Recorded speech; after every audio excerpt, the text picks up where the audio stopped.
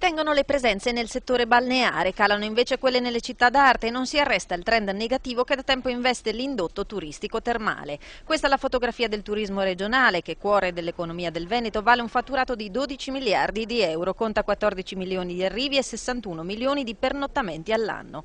Un calo contenuto rispetto allo scenario nazionale, dovuto soprattutto alla diminuzione di presenze turistiche provenienti da paesi fuori dell'area euro, mentre si confermano affezionati i clienti tedeschi, austriaci, olandesi e svizzeri. Il settore che è andato bene quest'anno è sicuramente il mare, una splendida affermazione del lago di Garda con addirittura un più 5% e questo ci conforta e ci fa molto piacere. Enorme preoccupazione destano le città d'arte perché ahimè Venezia compresa abbiamo cali a 2 cifre e il settore termale che purtroppo secondo me non è avvitato verso una crisi irreversibile ma ha seriamente bisogno di molta attenzione per poter ritornare ad essere quella splendida macchina da guerra che era.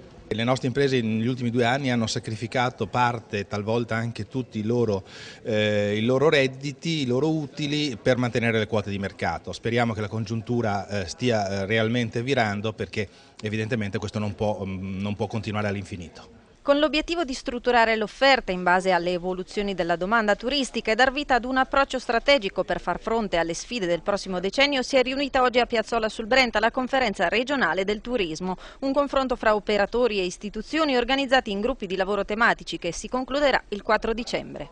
Le prospettive sono quelle di compattare il sistema con un'unica visione di penetrazione internazionale a livello internazionale nei paesi terzi ma anche nei paesi europei e il consolidamento del mercato italiano.